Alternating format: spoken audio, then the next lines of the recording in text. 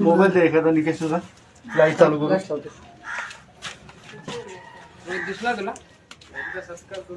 इकडे आहे. बाहेर पडेल तो, बाहेर पडेल बाहेर.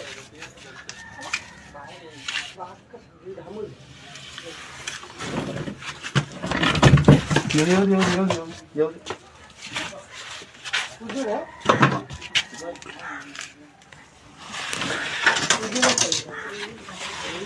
शांत शांत.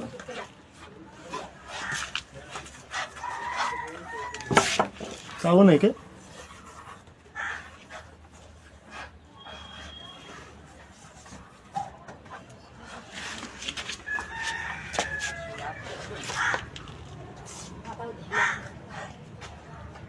शांत शांत.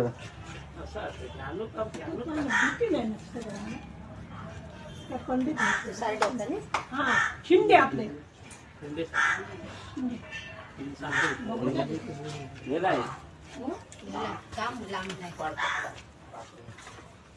शांत राहा, शांत राहा.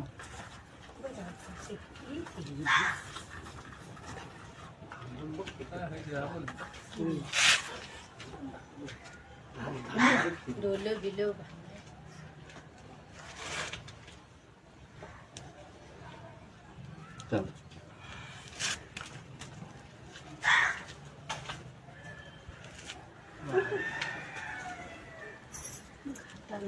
एकच दिसला ना साप? साप एकच दिसला ना? हा इतकाच इतकाच. घरात उंदीर ठेवू नका, साप येणार ना. चालेल चालेल. शांत राहा.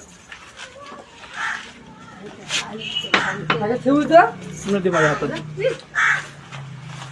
हा धामण साप आहे. हा तुमच्या घरात ते अंडी ठेवा, अंडी आहे खाली, अंड्या खाली आहे बरोबर. टाकीच्या खाली. उंदीर असेल तर घरात साप येतो. बरोबर. साप येण्याचं एकच कारण आहे. ठीक आहे, माणसाच्या मागे साप येत नाही. हा धामण साप. याला कसा ओळखायचा बघा, मी सांगतो. ओके. लक्षात धरा. हे शेपटीकडे रेटिक्युलम असतं. जाळ लावतो ना आपण मच्छीसाठी खाडीत वगैरे, तर रेटिक्युलम जाळीदार नक्षी आहे शेपटीकडे. अच्छा. ठीक आहे, ही याच्या ह्या अंगाला नसते. बरोबर. म्हणजे तोंड आहे ना तिकडे नसते.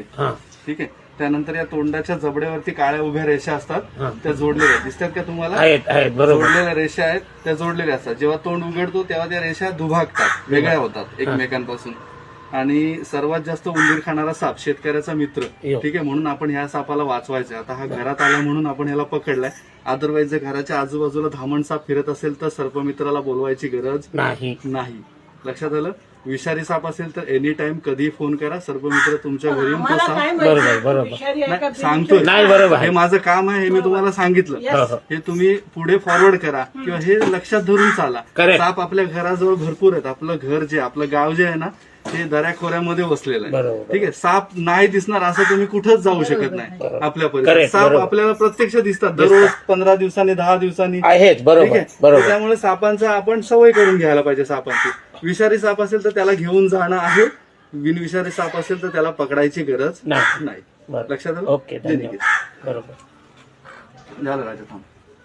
याला काय करू, घेऊन जाऊ की? घेऊन जा. नको सोडू नका. प्लीज सोडू नका, घेऊन जा. पुन्हा मारायला नाही, आपण आपल्याला नाही मारायला नाही पाहिजे. साप मारणं नाही. पुरुषा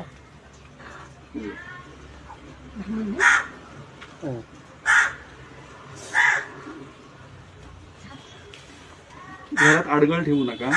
आडगळ ठेवली ना तर उंदीर फिरतात आडगळीत आणि उंदराच्या मागे साप येतो. लक्षात आलं? ओके. ही उंदरांच्या मुलं आधी काही अंड्यावर आलाय. अंडी खाण्यासाठी पण येईल आणि उंदीर खाण्यासाठी पण येईल. घरात पाली असतील तरी साप येईल, झुरळ असतील तरी साप येईल. ठीक आहे, त्याच्यामुळे अडगळ ठेवू नका. झुरळ पाली वगैरे कमी फिरतील, त्या अनुषंगाने साप कमी येईल. बरोबर. लक्षात आलं?